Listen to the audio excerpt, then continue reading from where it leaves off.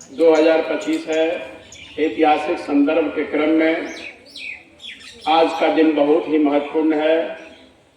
आज का दिन हिंदी साहित्य जगत में खड़ी बोली को काव्य के संसार में स्थापित करने वाले प्रथम महाकवि अयोध्या सिंह उपाध्याय हरिऔध का जन्म हुआ था।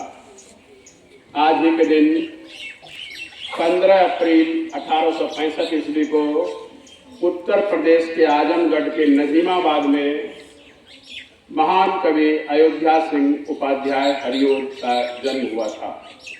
उनकी कविताएं वर्ग 7 में कर्मवीर भी है। कविताएं, उनके नाटक, उनके निबंध, उनके उपन्यास बहुत चर्चित रहे हैं। लेकिन खड़ी बोली को स्थापित करने के लिए किसी एक साहित्यकार को अगर उसका श्रेय जाता है तो वे अयोध्या सिंह उपाध्याय हरिऔध हैं। उनकी पहली ही काव्य रचना जो बहुत प्रसिद्ध रही, प्रिय प्रवास, उसके लिए उन्हें जबरदस्त ख्याति मिली और वहाँ से खड़ी बोली को, यानी खड़ी बोली कहते हैं ठेठ हिंदी को साहित्य के संसार में उन्होंने स्थापित कर दिया था।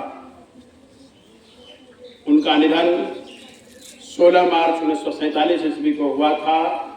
लेकिन चूंकि आज उनका जन्मदिन है, उनके जन्मदिन पर उनकी एक कविता का वाचन करते हुए उन्हें श्रद्धांजलि दिया जाना समीचीन है। हम सभी उनकी एक प्रसिद्ध कविता एक बूंद से उन्हें श्रद्धांजलि देंगे। एक बूंद एक कविता है। जिस प्रकार हम लोगों ने कुछ दिन पहले माखनलाल चतुर्वेदी की एक कविता का वाचन किया था, पुष्प की अभिलाषा, एक पुष्प की भी इच्छा होती है, एक फूल की भी इच्छा होती है, उसी प्रकार से बादल से बाहर निकलकर वर्षा की एक बूंद की भी इच्छा होती है।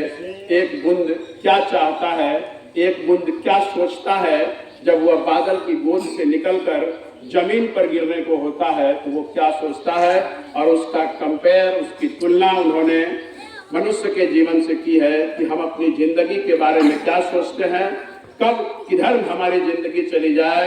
हम डरते हैं, झिझकते हैं घर से निकलने में, लेकिन अचानक कुछ ऐसी स्थिति बन जाती है जिसे हम दैव संयोग कहते हैं, परमात्मा की कृपा कहते हैं, और हमारा जीवन सज जाता है, संवर जाता है, हमारा भविष्य बहुत ही सुंदर बन जाता है। तो एक बूंद कविता के माध्यम से हम अपने प्रसिद्ध कवि अयोध्या सिंह उपाध्याय हरिऔध को श्रद्धांजलि देने वाले हैं। जरा सा सभी आदमी शांति पूर्वक सुने। एक बूंद ज्यों निकलकर बादलों की गोद से, ज्यों निकलकर बादलों की गोद से थी अभी एक बूंद कुछ आगे बढ़ी, सोचने फिर यही जी में लगी, क्यों घर छोड़कर मैं यूं बढ़ी।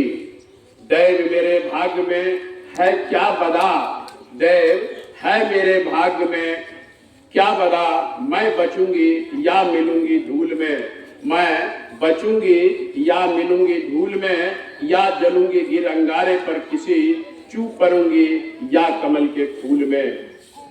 बह गई उस काल एक ऐसी हवा, जैसे ही वह बूंद बादल से निकलकर धरती की तरफ बढ़ती है, बह गई उस काल एक ऐसी हवा, वह समंदर ओर आई अनमनी, एक सुंदर सीप का था मुंह खुला, एक सुंदर सीप का था मुंह खुला, वह उसी में जा परी मोती बनी। लोग यूं ही झिझकते सोचते, मनुष्य भी लोग यूं ही झिझकते सोचते, जबकि उनको छोड़ना पड़ता है घर, किंतु घर को छोड़ना अक्सर उन्हें बूंद नौ कुछ और ही देता है कर। झिझकते हुए घर से जैसे वे निकलते हैं, लेकिन हालात परिस्थिति दैव संयोग से कुछ बेहतर उनके साथ हो जाता है। इसलिए अंतिम अनुच्छेद देखिए, लोग यूं ही झिझकते सोचते, जबकि उनको छोड़ना पड़ता है घर, किंतु घर को छोड़ना अक्सर उन्हें बूंद नौ कुछ और ही देता है कर। वे तो कुछ और ही बन जाते हैं। बहुत बहुत धन्यवाद सबों का। हम श्रद्धांजलि